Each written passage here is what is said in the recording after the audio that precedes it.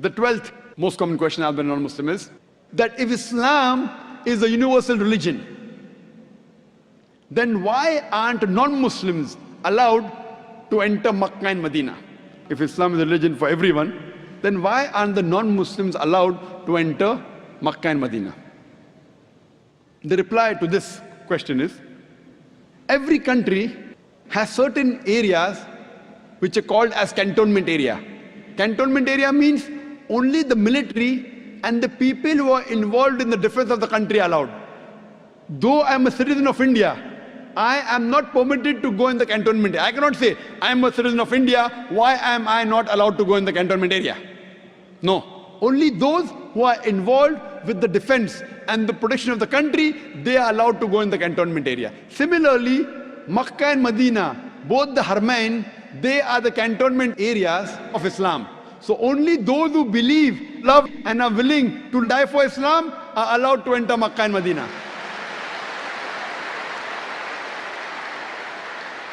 That's the reason Allah says in Quran, from this day, do not allow any non-Muslim to enter in these two areas.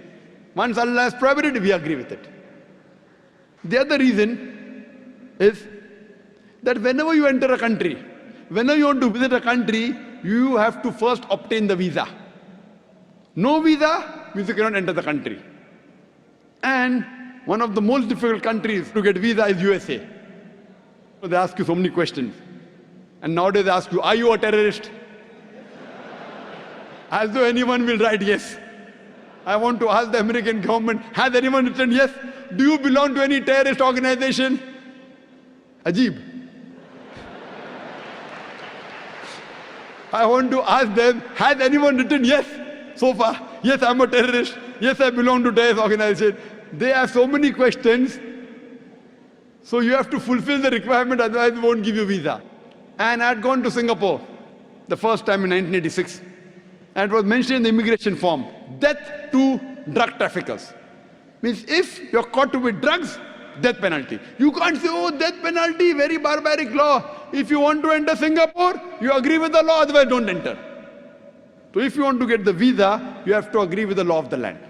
Now, the visa to enter Makkah and Medina is to say with your lips, La ilaha illallah, Muhammad Rasulullah. There is no God but Allah, and Prophet Muhammad is the messenger of Allah.